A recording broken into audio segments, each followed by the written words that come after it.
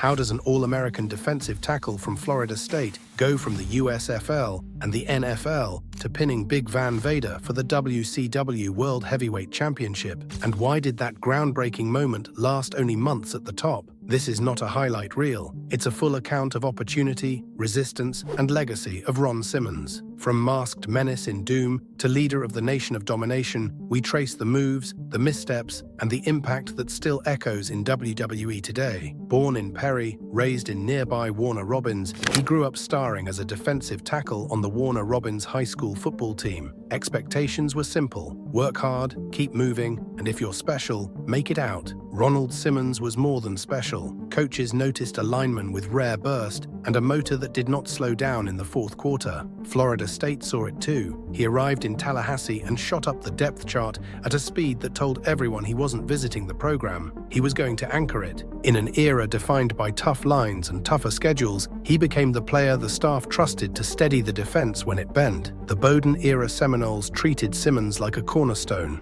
Opponents schemed away from his gap. Teammates fed off the way he collapsed a play before it started. His number would later be retired, the kind of honor schools hold back for transcendent names. During his years there, the team racked wins at a clip that turned heads nationally. The record told the story as clearly as any highlight: 39-8 while he was on campus. Awards followed. He earned consensus All-American recognition in 1979 and again in 1980, a back-to-back stamp that said his dominance held up under every spotlight they pointed at him. In 1979, voters placed him 9th in the Heisman Trophy race, behind USC's Charles White, a rare nod for a defensive tackle that backed up everything the film showed. He looked like a prototype for another world, too. At about 6'2" and 270 pounds, he carried his weight like a sprinter, not a slugger. Thick neck, powerful hips, short area explosion, traits that translate well when every movement has to read from the cheap seats. If you drew a believable pro wrestler on a napkin in 1982, you'd land close to that silhouette. The frame wasn't the story on its own, though. He brought leverage and timing, the little edges linemen learn in the trenches. Those are the same edges that make a shoulder block snap or a slam look like it broke the ring. Professional football didn't lay out a straight line for him. He had the resume, but careers at that level bend fast. The Cleveland Browns took him in the 6th round of the 1981 draft, 160th overall, and cut him on August 25th before the season began. He went north and logged 6 games with the Ottawa Rough Riders that fall, then caught another break when the USFL opened a lane. The league felt like a detour to some, but it became a crossroads. From 1983 to 1985, with the Tampa Bay Bandits, Simmons shared locker rooms and weight rooms with players who thought about the next move as much as the next game. One of the names in that orbit was Lex Luger, another athlete with a body built for arenas and a curiosity about the business beyond the field. Those connections don't just happen. They come from respect earned in practice and from the way a man carries himself when contracts shift. By then, Simmons's reputation was clear, a real athlete with real credentials. In a wrestling business that long sold authenticity as a main ingredient, that mattered. TV audiences might not know the schemes or the systems, but they recognize a man who can drive another man backward without a second step. He had that. The football tape doubled as a calling card. It said he could handle pressure, travel, and physical grind week after week. It signaled that when he walked into a locker room, he wasn't there to cosplay toughness. That credibility opened doors that stayed closed to many rookies. Coaches and veterans tend to test prospects. They looked at Simmons and saw someone who had already been tested by full stadiums and heavy pads. He would still have to learn, and learn fast, but the baseline respect was there from day one. Opportunities followed, real training, real matches, and a chance to grow without being thrown to the wolves too early. The path was set. He'd trade pads for boots and seek out the kind of teacher who could strip bad habits, build ring instincts, and stretch an athlete's gas tank to meet a brutal touring schedule. The next room he entered would make sure the promise on paper survived the first lockup. Matsuda's furnace meant learning to breathe in fire. Hiro Matsuda had a reputation that traveled faster than any debut. If you walked into his room, you learned the business from the floor up. He pushed conditioning first, then respect for the craft, and then the moves. That's the world Ronald Simmons stepped into when he left the gridiron. Florida Championship Wrestling gave him his first lane. Jim Crockett Promotions gave him a wider road. Between them, he learned how to make power serve a match instead of smother it. Matsuda focused him on the parts fans don't see: balance, stance, and what happens to your neck when you hit wood night after night. A football engine can stall in a ring. Big legs and bench numbers do not help when your lungs empty 2 minutes in and your feet stop cooperating. Plenty of athletes came in with trophies and left without traction. Carry himself, and not just as a body. In 1986, only 2 months into his career, he held the NWA Florida Heavyweight title, a signal that the territory trusted him to headline towns and handle the grind that came with it. That belt was less about gold and more about green lights to test him on top. He earned credibility the old way: opponents who swing hard. The sheepherders were not gentle. Build the neck so the head survives the mat. Drill bump discipline until the instinct is safe even when tired. Pace a match so the crowd breathes with you, not against you. Simmons took to that structure. It cleaned up his footwork and gave him gas deep into a sequence. He started mixing with names that tested different looks. Rick Steiner brought explosiveness. Black Bart brought grit and ring tricks. Big Bubba Rogers brought size and calm. He even teamed with Steve Williams in the Jim Crockett Senior Memorial Cup then shifted gears, while he built out the rest. The answer was character. A mask can hide greenness, amplify aura, and let the bumps do the talking. It gives a heavy hitter a lane where the look and the impact do most of the work, while the voice and the little tricks come along. Simmons leaned into that evolution next, turning raw force into a presence that felt dangerous the second the music hit. Doom, power behind the masks began as a straight-line solution to a crowded tag scene. Pair Ron Simmons with Butch Reed, cover the faces, and let force become focus. A mask turns names into silhouettes and lets the work do the talking. They debuted with a cold stare and heavy hands, backed by a manager who projected control. The masks removed any smile or tell and turned their power into a threat before the bell even rang. The alignment at the start gave them presentation, but the in-ring pace gave them teeth. They walked into a division with no soft landings. The Steiner brothers were smashing through teams, and other pairings had years together. A masked act can feel like a shortcut if the aura dies once the bell rings. Doom didn't blink. The Halloween Havoc 1989 match against the Steiners set the tone. They fought like a wall that moved. Short bursts, no wasted motion,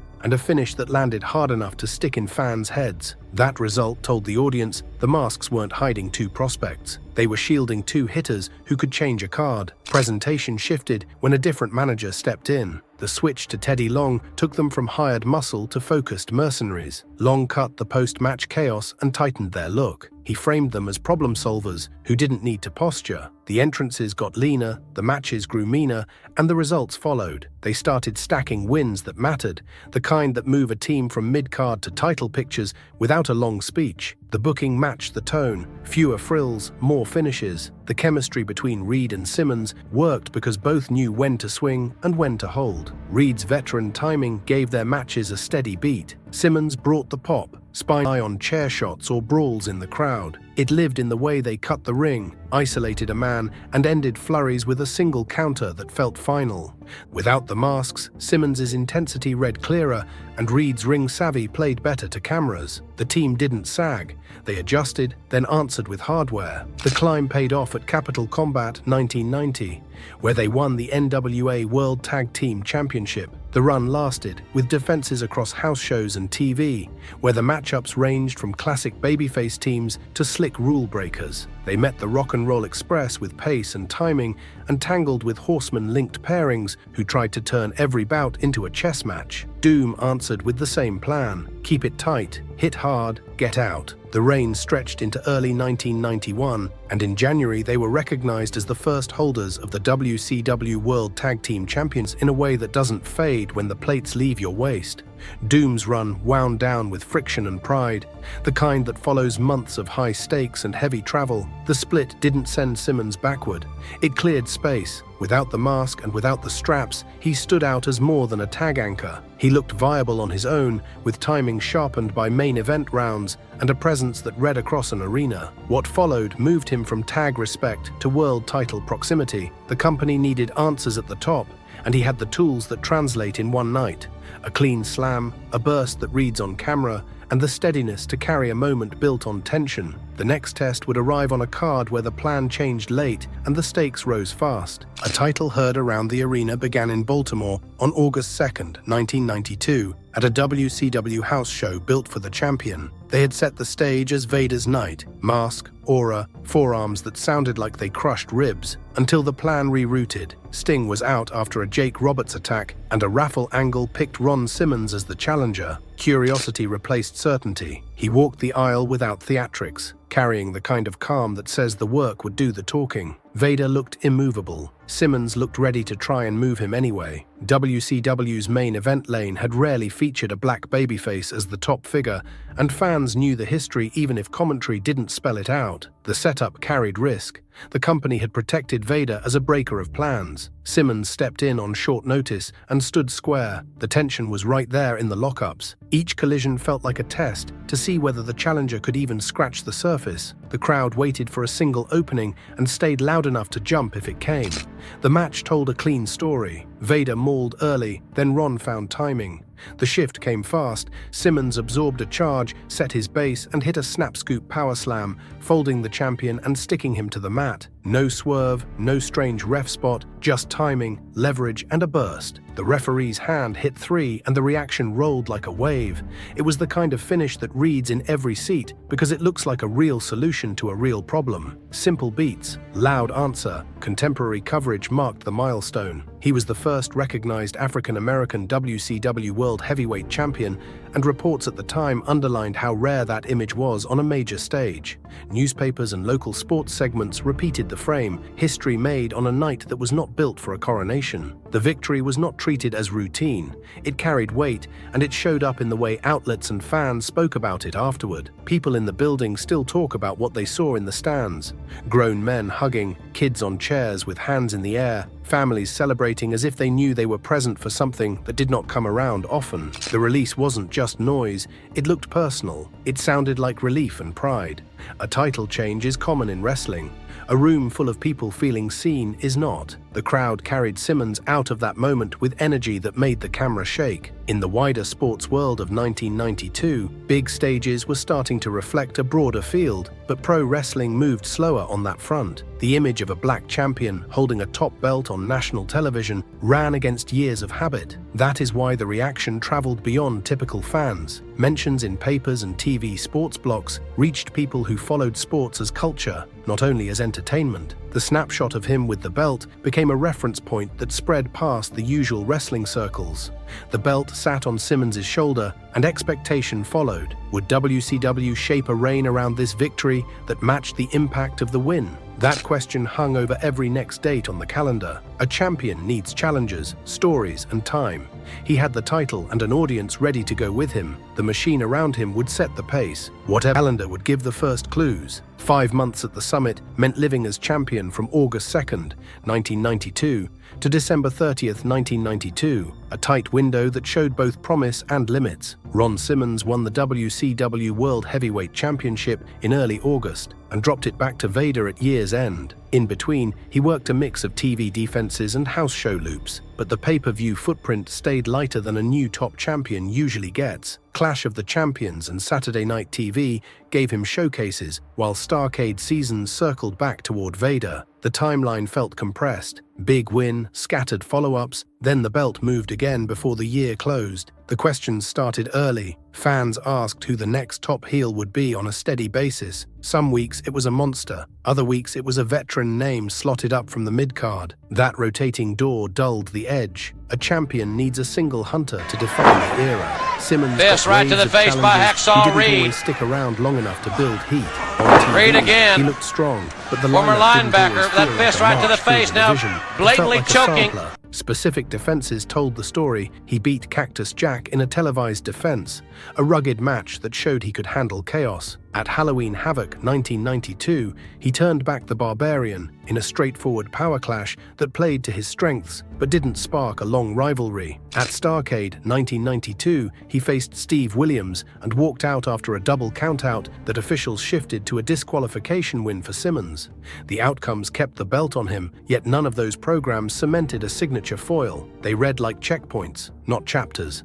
You can feel a reign's size by how often the belt headlines. Before him, champions were the tentpole on most big cards. After him, the top slot again firmed up around repeat dance partners. Simmons's run sat in the middle. He defended, he won, and the crowd stayed with him. But the company didn't always set the table with marquee poster foes every week. When the billing slides down the card or shares focus with non-title feuds, the title can look like a prop instead of the engine. A champion's aura needs a threat. If the calendar doesn't deliver that threat on a loop, the aura starts to float. Think of it like a fighter with no ranked contenders. The belt shines, but the anticipation fades between dates. Simmons had the presence and the pop, yet the angles around him rarely lingered long enough to make fans circle a day on the calendar and say, "That's the one." You saw strong defenses, but fewer stories that kept running through every town. Behind-the-scenes talk pointed to mixed commitment. The office kept him visible, but didn't always build long arcs around the title. Creative direction leaned into short programs and swapped opponents as schedules changed. The business pressure was real. Ratings had to hold, houses had to move, and the roster kept shuffling. When those levers pull in different directions, the safest play is often week-to-week booking. That keeps television fresh, but it can thin a champion's story. There were also reports of friction around commitments, including a fine for missing a date, which didn't help stability at the top and may have tightened the window on how long the belt would stay with him. Another layer people still debate: by December 30th, 1992, the belt was back with Vader and the frame shifted. The reign ended with talking points, not a signature saga. The next phase would test how a former world champion navigates a card that suddenly asks him to hold steadier ground than headline ground. Reset in WCW, exit on principle, started with a steady schedule and a narrower lane. The belt went back to Vader and the air changed fast. Simmons moved from chasing main events to keeping cards steady. He carried injuries through parts of 1993, the kind that limit travel or force short matches. WCW put him on European loops where promoters liked his name and the reactions stayed solid. On American TV, he kept winning more often than not. But the slate looked like maintenance, not a climb. The company used him to anchor shows without building a path back to the top. That creates a strain for any former champion. He still walked out with credibility. He still looked like he could shut a match down with one tackle or a spinebuster, but the stories around him were smaller. Creative slid him into mid-card lanes where the stakes reset every few weeks. He would handle a contender of the month, then shift to a different opponent with a new hook that didn't connect to the last one. The aura stayed, the direction wandered. You saw it in the feuds that chewed time without moving him. Brief runs with heavy hitters looked good on posters and ended clean without fallout. Six-man tags plugged him in with baby faces against loudmouth stables, then dissolved the moment the town changed. Clash specials gave him showcase rounds where he cleared house and then stepped aside for the next segment. It was like asking a closer to pitch the sixth inning so the bullpen could rest. Useful, dependable, and far from where he had been. There were still title shots, which made the placement feel even stranger. He challenged Dustin Rhodes for the United States Championship, workable matches that framed Simmons as a live threat without flipping the belt. He mixed in with TV title pictures too, including runs at Paul Orndorff that put him on Saturday night graphics, but rarely on closing posters. Behind the curtain, leadership kept shifting. From 1993 into 1994, power moved between executives and bookers with different ideas about who sat on top and who stayed in support. When the chair moves, the board changes. One week, a new boss wants monsters and car wrecks. The next week, he wants pure wrestlers and long matches. Simmons remained a fit across styles, but that flexibility meant he solved problems instead of getting one big arc built around him. The pattern looked the same across tours. He went overseas and drew well, paired with names local promoters knew would bounce off his power. Back home, he landed in slots designed to lift segments, not sell shows.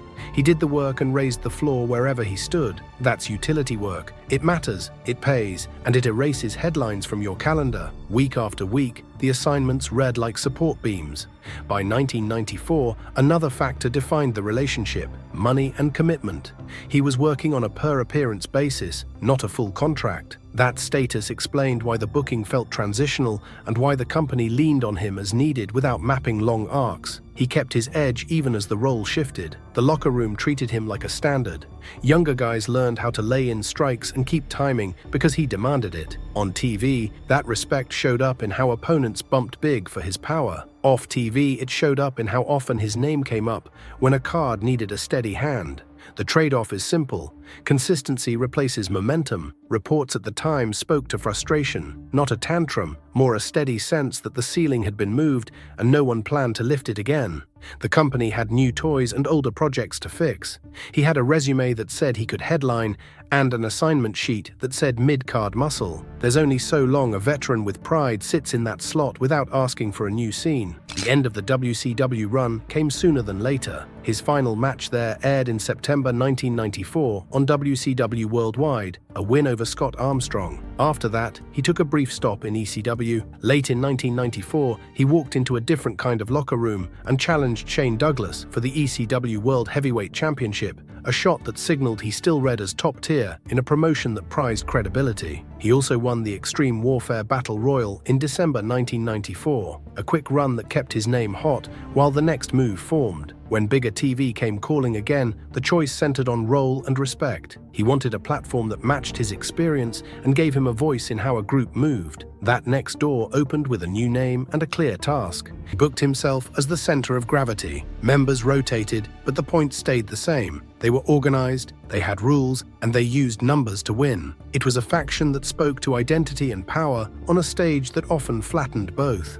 Leadership brought its own test. Inside the group, a younger member started to grow into a different kind of star. Rocky Maivia shed the smile and found a voice. Each week, the mic battles tilted a little more. That shift, that space let Rocky polish a catchphrase, sharpen a glare, and land punchlines without losing the group's heat. In matches, Simmons' presence did the same thing. He took the heavy hits, set the pace, and let the next man finish loud. When the leadership baton moved, it felt earned, not forced, because the act had been built to hold weight without one voice doing all the work. Through 1997 and into 1998, the nation mixed it up with rival stables and top names. The younger star took the wheel, and the veteran adapted. The concrete turning point arrived the night after WrestleMania 14, when The Rock kicked Farouk out of the nation on Raw. That exit closed one chapter and opened the lane for his next version. He teamed with Bradshaw and changed lanes again. The Acolytes started as bruisers, then refined into the APA,